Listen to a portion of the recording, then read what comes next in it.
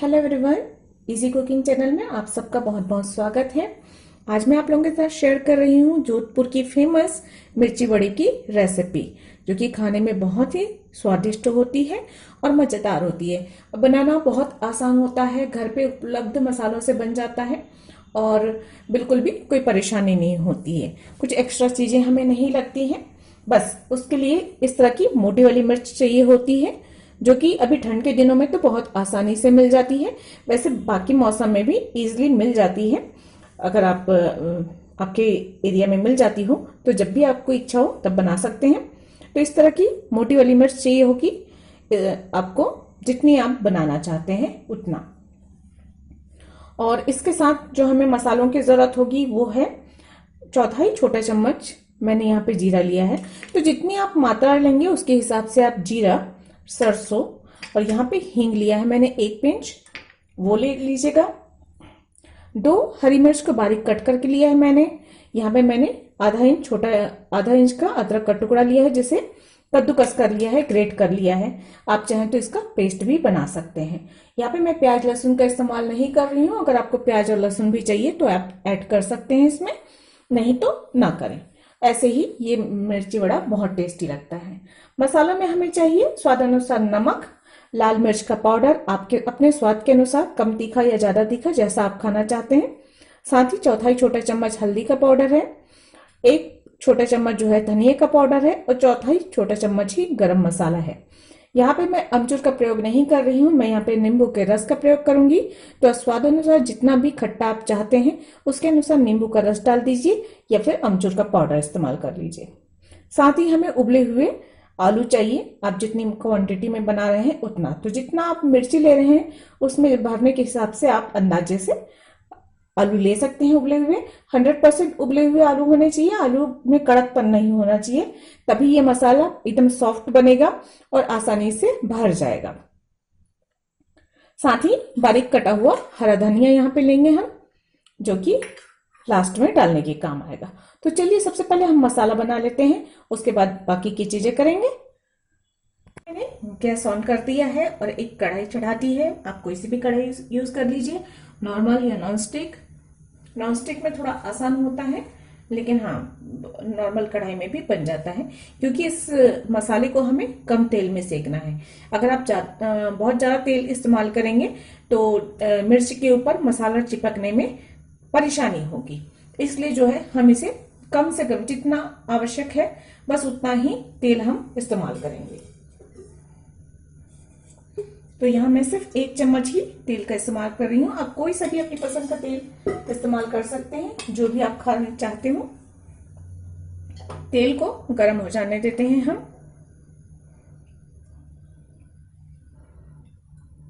Check कर लेते हैं।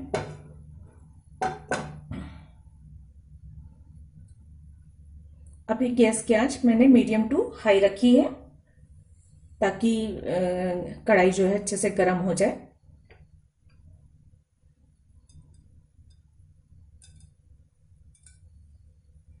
तेल गर्म हो चुका है तो इसमें हम डाल देते हैं जीरा। बहुत कम कम इस्तेमाल किया है मैंने, क्योंकि बहुत ज्यादा मसाले अच्छे नहीं लगते हैं। यहाँ पे डाल दिया मैंने सरसों और साथ ही साथ मैंने डाल दिया हींग को। हींग ऑप्शनल है, अगर आपको पसंद है तो डालें, नहीं पसंद हो तो ना डालें। अब इसमें हम डाल देते हैं अदरक और मिर्च को।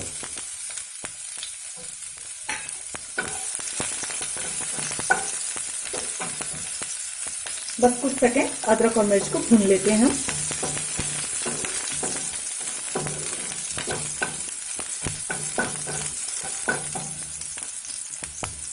अब मैं इसमें डालूंगी सारे मसाले जो हमने प्लेट में निकाल के रखे थे। इससे जो है मसाले अच्छे से भुन जाएंगे।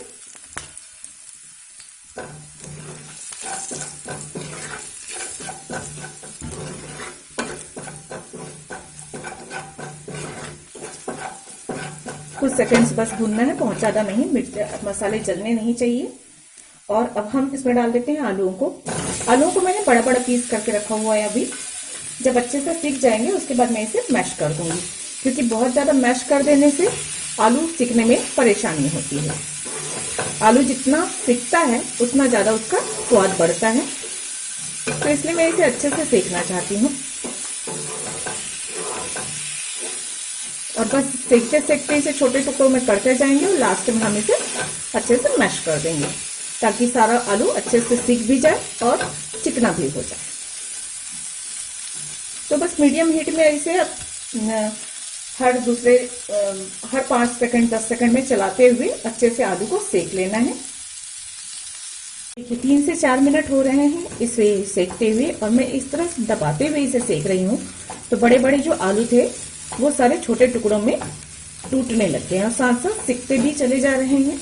और आप देख सकते हैं हमने कम ऑयल इस्तेमाल किया है तो इसमें बिल्कुल भी तेल नहीं आ रहा है और गीला सा नजर नहीं आ रहा है।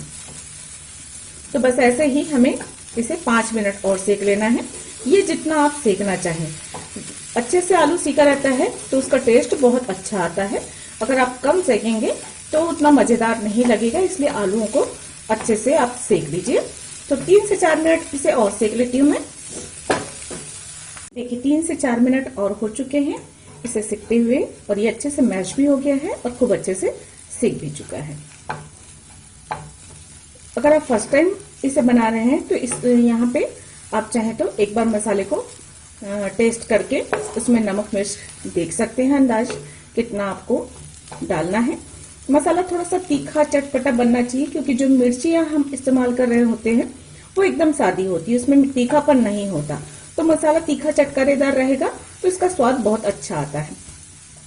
और राजस्थान में तो खासकर जो है मिर्च अधिक खाई जाती है तो इसके हिसाब से ये मसाला तीखा ही वहां पे बनता है, लेकिन आप अपने स्वाद अनुसार कम या ज्यादा बना सकते हैं।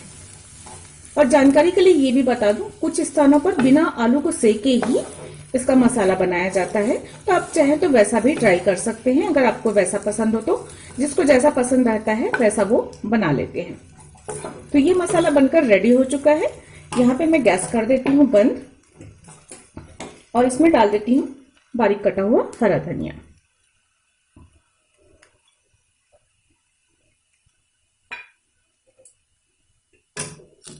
इसे अच्छे से मिक्स कर लेते हैं। गैस हमने बंद कर दिया है। आप यहाँ पे चाहें तो अगर आलू के बड़े टुकड़े हैं तो पोटैटो मैशर जो आता है उससे भी आप मैश कर सकते हैं, या किसी कटोरी या गिलास की उल्टी तरफ से भी जो है आप इसे दबाकर चिकना कर सकते हैं।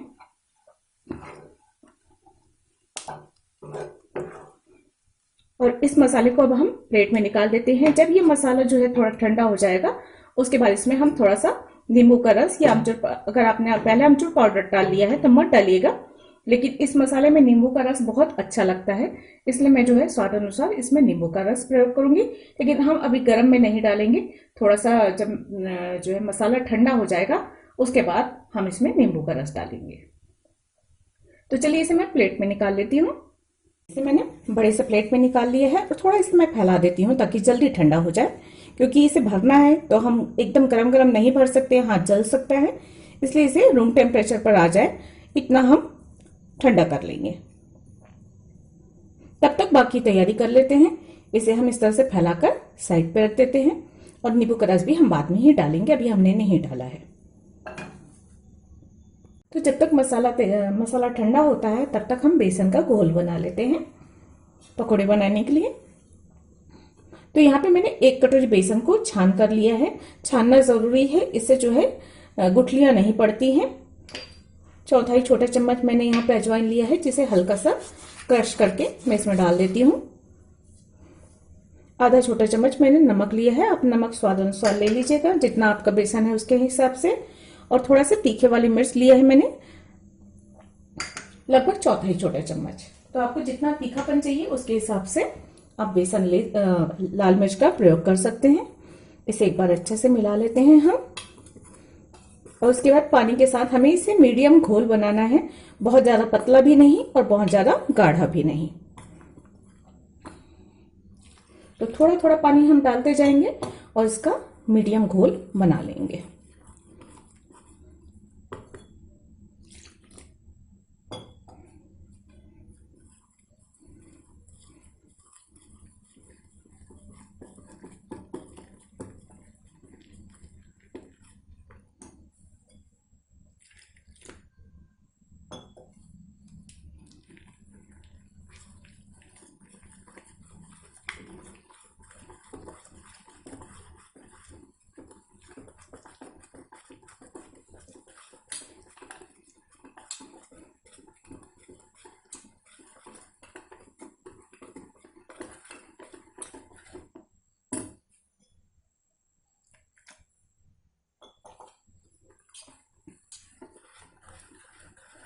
इसे अच्छे से फेंटते हुए घोल बनाना है। इससे जो है वड़े जो बनेंगे, मिर्ची वड़े, वो बहुत ही सॉफ्ट बनेंगे।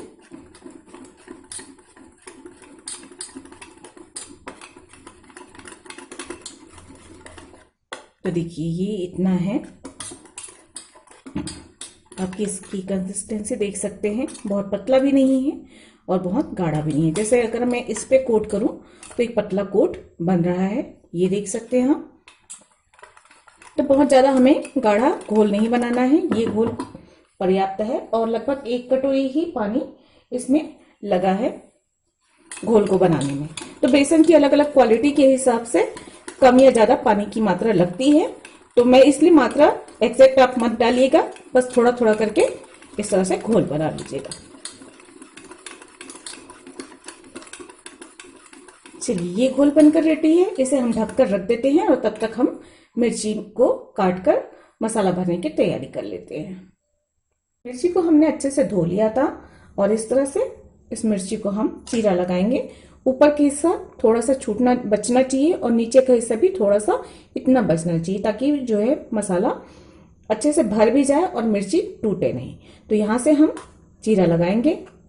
एक साइड ही चीरा लगाना है, दूसरी तरफ चीरा नहीं लगाना है। तो देखिए मैंने इस तरह से चीरा लगा लिया।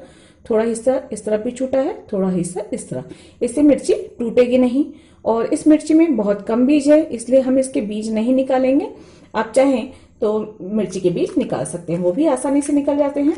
देखिए उंगली डालिएगा इस तरह से और जो है इस तरह से आप निकालेंगे तो सारे बीज जो है निकल जाएंगे। अगर आपको पसंद नहीं है तो इस तरह से बीज को बाहर निकाल लीजिए। हल्का सा टैप टैप करेंगे तो सारे मिर्ची झड़ जाएगी, मिर्ची के बीज जो है झड़ जाएंगे। देखिए इस तरह से खाली हो जाएगा ये। तो ये मिर्ची के बीज आपको डालने हैं नहीं डालने हैं, अगर कम मात्रा में है तो निकालने की आवश्यकता नहीं है। बहुत ज्यादा अगर मिर्ची के बीज भरे हुए हैं तो आप निकाल लीजिएगा। तो इसी तरीके से सारी मिर्चियों को हमें सबसे पहले कट करके तैयार करना है। तो चलिए मैं सारे मिर्च तैयार कर लेती हूँ, उसके बाद आपको दिखाती हूँ। इस तरह से सारी मिर्चियों को मैंने चीरा लगा लिया है और उसके अंदर के बीज निकाल भी लिए हैं। इसे कर देते हैं साइड पे। और ये मसाला भी ठंडा हो चुका है। अब इसमें हम आधे नींबू का रस डाल देते हैं। आप अपने स्वाद अनुसार नींबू का रस कम या ज्यादा, खटाई जितनी पसंद हो उसके हिसाब से डालिएगा। मेरे यहाँ थोड़ा सा खट्टा खाना पसंद करते हैं, इसलिए इस मसाले को मैं अच्छा सा तीखा और चटपटा खट्टा बना रही हूँ, क्योंकि ऐसे ही ये अच्छा लगता है। अब इसे हम अच्छे से मिला देंगे इस तरह से। 1 मिनट अच्छे से मिलाएंगे तो सारा नींबू का रस अच्छे से इसमें मिल जाएगा। और आप देख सकते हैं जैसे कि मैंने पहले ही कहा था, आलू का जो है सूखा सूखा सा होना चाहिए। तो हमने कम तेल में बनाया, फिर आलू तो भी से आलू अच्छे से सिक भी गया और सूखा है, तेल बाहर तक नजर नहीं आ रहा है। इससे जो है मसाला भरने में और बाहर जो है मिर्चियों में मसाला लपेटने में आसानी होगी। इसे मैं और अच्छे से 1 मिनट मिक्स कर लेती हूँ ताकि नींबू अच्छे से मिक्स हो जाए।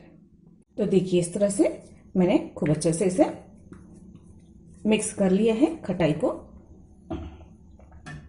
अब हम मिर्ची में मसाला भरना शुरू करते हैं। तो एक मिर्ची लेते हैं और इसे जो है हम इसमें इस तरह से हाथों की मदद से या चम्मच की मदद से भी आप ले सकते हैं, अंदर में मसाला भर लेते हैं। कुछ लोग सिर्फ अंदर मसाला भर के बनाते हैं, कुछ लोग बाहर भी लपेट कर बनाते हैं। तो ज्यादातर मामलों में जोधपुरी जो बनता है मिर्ची वड़ा, उसमें जो है अंदर के साथ साथ बाहर भी मसाला लपेटा जाता है। तो अंदर की तरफ हम बहुत ज्यादा मसाला नहीं भरेंगे, जो मिर्ची का शेप है उसी को बनाए रखेंगे, बहुत ज्यादा नहीं भरना है। और उसके बाद हम ऊपर की तरफ इस तरह से मसाला भरेंगे। तो इस तरह से पतला सा लेयर हम चिपकाते हुए चले जाएंगे मिर्च में। बहुत ज्यादा मोटा नहीं भरना है हमें, इस तरह से।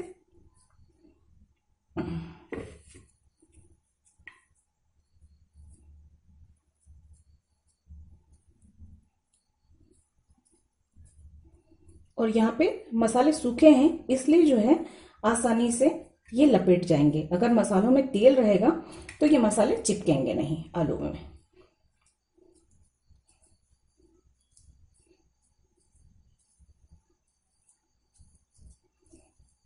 इस तरह से दोनों हाथों की मदद से करने की जरूरत पड़ती है। पूरी मिर्ची इस तरह से कवर कर लेंगे हम अच्छे से।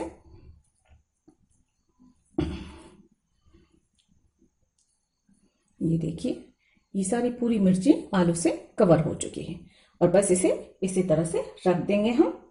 इसी तरीके से सारी मिर्चियां हम भर लेंगे और भरकर तैयार कर लेंगे। तो चलिए मैं सब में भर लेती हूँ, उसके बाद आपको दिखाती हूँ। से क्योंकि काफ़ी बड़े बड़े हैं और खाने में बहुत हैवी होते हैं, एक में ही पेट भर जाता है, तो इसलिए मैंने 3 को जोधपुरी स्टाइल में मिर्ची वड़ा बनाने के लिए अंदर और बाहर दोनों में मसाला भरे हैं और 2 को जो है मैंने सिर्फ अंदर मसाला भर के बताया है। आप लोगों को इस तरह से भी बनता है करके।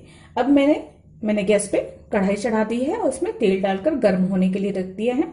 तब तक हम बेसन के घोल को और तैयार कर लेते हैं। अच्छे से बेसन के घोल को और एक बार फेंट लेते हैं हम।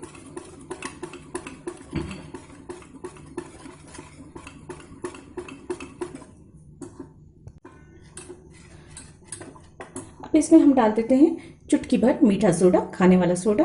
आप इसकी जगह इनो भी इस्तेमाल कर सकते हैं। और साथ ही इसमें मैं कुछ बूंदे नींबू के रस की डालूंगी। इससे जो है घोल जो है काफी सॉफ्ट हो जाता है और पकौड़े जो हैं बहुत सॉफ्ट बनते हैं। बस कुछ बूंदे ही हमें डालनी है ताकि जो सोडा है वो एक्टिवेट हो जाए अच्छे से। आप देख सकते हैं मैंने सोडे के ऊपर डाला है और जो है बुलबुले उठने शुरू हो गए हैं। अब इसे हम अच्छे से फेंट लेते हैं। बेसन हल्का हो गया है।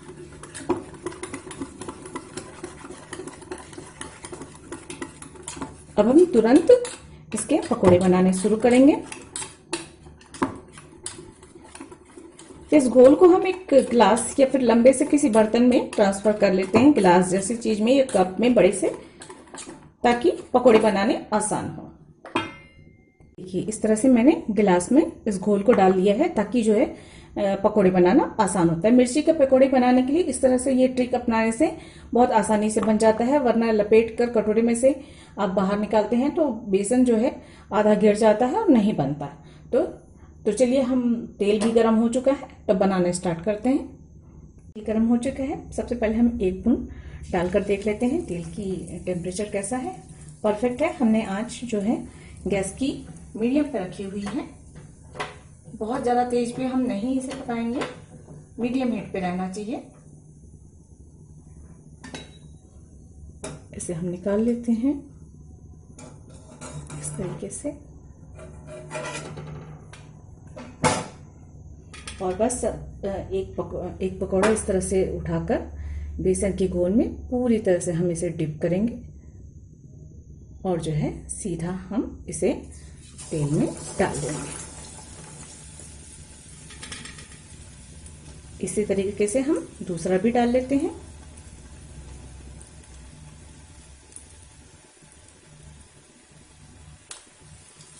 बहुत वजन होने की वजह से डंडी टूट रही थी। तो यहाँ पे 2 की जगह है तो मैं 2 ही पहले सेक लेती हूँ ताकि पलटने में भी आसानी हो।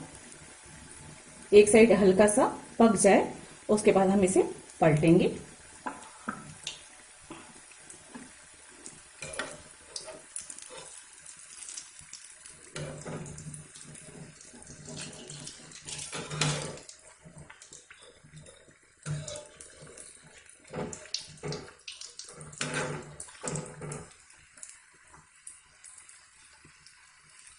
ऐसे देख लेते हैं जुड़े नहीं।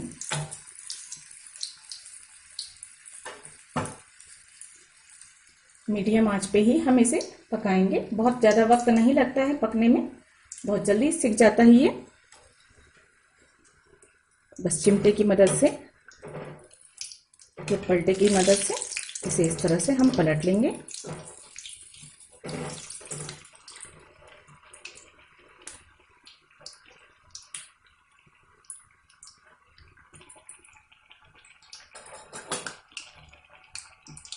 थोड़ा सा गोल्डन कलर जैसा आ जाए तो हम समझेंगे कि पकोड़े जो है बनकर रेडी हैं और इसे हम बाहर निकाल लेंगे। इसे एक बार और पलट देते हैं। इस तरह से चारों तरफ से हम इसे घुमा घुमा कर अच्छे से सुनहरा होने तक सेक लेंगे।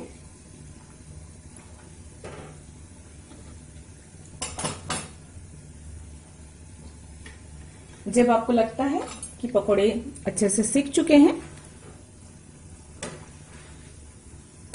जैसा कि आप देख सकते हैं इसका कलर बहुत सुंदर आ चुका है और बहुत ज़्यादा डार्क नहीं करना है हमें, वरना टेस्ट अजीब सा हो जाता है।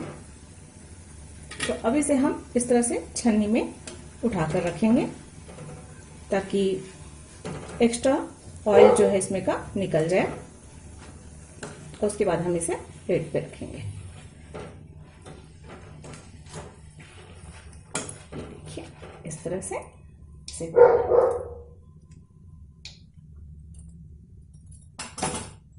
अब इसे हम प्लेट में निकाल लेते हैं।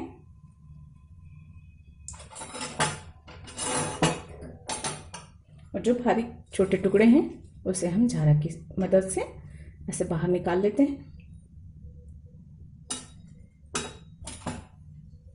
अब बचा हुआ बाकी भी हम इसमें डाल देते हैं इसी तरीके से।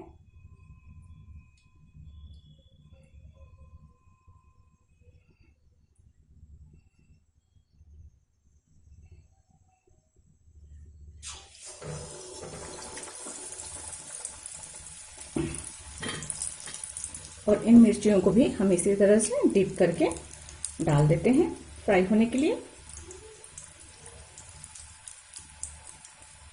तो मैंने दोनों ही तरीके से आपको बता दिया है, आप जैसा चाहे वैसा बना सकते हैं अपनी इच्छा अनुसार, स्वाद अनुसार।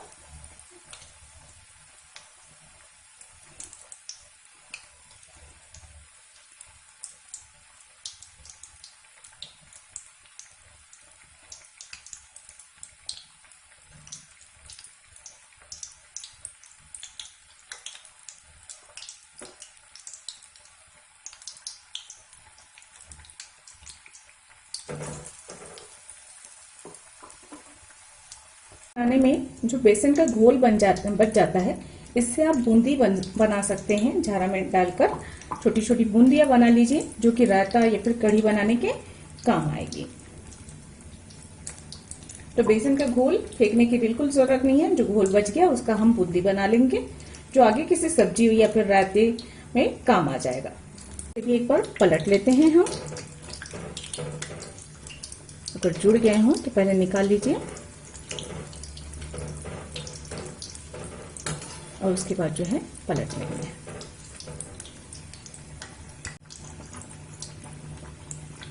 तो देखिए इसे भी मैंने इस तरह से पलट लिया है और चारों तरफ से अलट पलट करके हम इसे भी अच्छे से सेक लेंगे।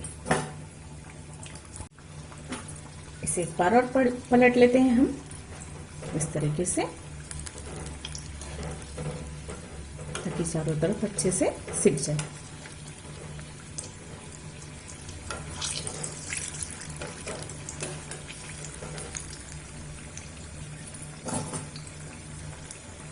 तो ये पकौड़े बनकर भी रेडी हो चुके हैं। चलिए चेक कर लेते हैं। देखिए अच्छे से दोनों ही तरफ अच्छे से सिक चुके हैं। इसका कलर बहुत सुंदर लग रहा है। तो इसे भी हम निकाल लेते हैं।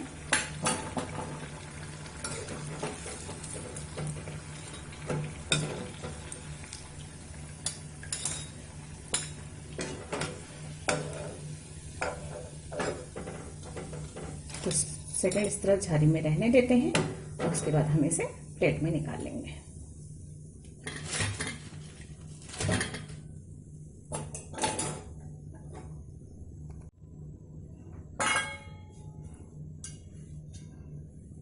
अब ये बचे हुए घोल का हम इस तरह से बूंदी निकाल लेते हैं।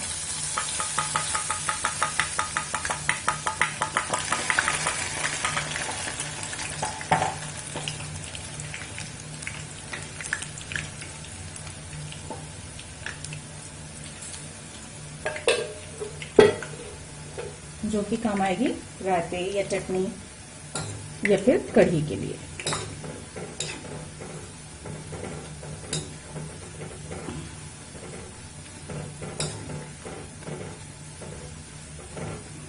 धीमी आंच पे, मीडियम हीट पे इन बूंदियों को भी हम सेक लेते हैं।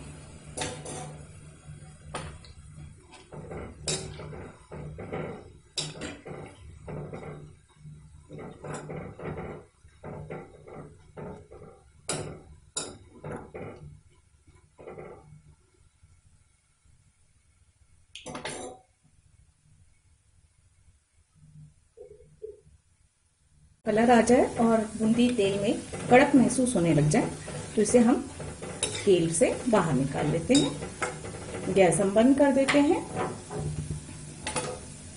और जो है इसे इस तरह से छन्नी से निकाल देते हैं ताकि एक्स्ट्रा तेल निकल जाए। अब इन बूंदियों का प्रयोग आप रायता, कढ़ी, सब्जी या पानी पूरी के पानी में इस्तेमाल कर सकते हैं। इसे स्टोर करके आप चाहें तो 15 दिन, महीने भर आसानी से रख सकते हैं। फ्रिज में अगर आप स्टोर करेंगे तो महीने भर भी रह जाएंगे, बाहर भी 1 हफ्ते आसानी से रह सकते हैं। तो किसी भी सब्जी में, दही में, रायते में आप इस्तेमाल कर लीजिएगा। इससे सामान वेस्ट नहीं होता। तो ये बूंदी भी बनकर रेडी है। देखिए इस तरह से मिर्ची पकोड़े या मिर्ची वड़े बनकर रेडी है खाने को गर्मा गर्म। और इसे मैं सर्व कर रही हूँ फेंटी हुई दही के साथ, जिसमें मैंने थोड़ी सी बूंदी और नमक और मिर्च डाली हुई है। तो आप स्वाद अनुसार कोई भी चटनी, सॉस का इस्तेमाल कर सकते हैं मिर्ची के वड़ों को खाने के लिए। ये खाने में बहुत स्वादिष्ट लगते हैं। तो मैं आपको एक कट करके भी दिखाती हूँ कि ये अंदर से कैसे नजर आते हैं।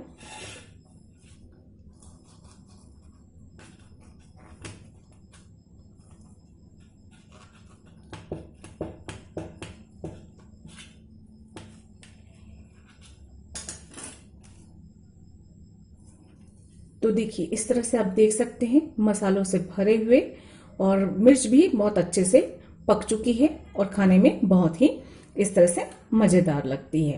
तो ये मिर्ची वड़ा, मिर्ची पकोड़ा, जो भी आप इसे कहें, जोधपुर का फेमस मिर्ची वड़ा, इसकी रेसिपी बनकर पूरी तरीके से रेडी है। आई होप आप लोगों को पसंद आई होगी। अगर ऐसा है तो प्लीज लाइक कीजिएगा, शेयर कीजिएगा वीडियो को और सब्सक्राइब कीजिएगा मेरे चैनल को। और हाँ, अगर आप फर्स्ट टाइम बना रहे हैं इसे, तो इस रेसिपी को फॉलो करके जब आप बनाएंगे तो कमेंट करके जरूर बताइएगा कि आपको कैसे लगी ये। आपके लाइक, आपके कमेंट बहुत महत्व रखते हैं हमारे लिए। तो मैं मिलती हूँ इसी तरह की आसान सी रेसिपी के साथ और टेस्टी रेसिपी के साथ अगले किसी वीडियो में। तब तक मेरे वीडियोस को देखने के लिए आप सबका बहुत बहुत धन्यवाद। Thank you. नमस्ते।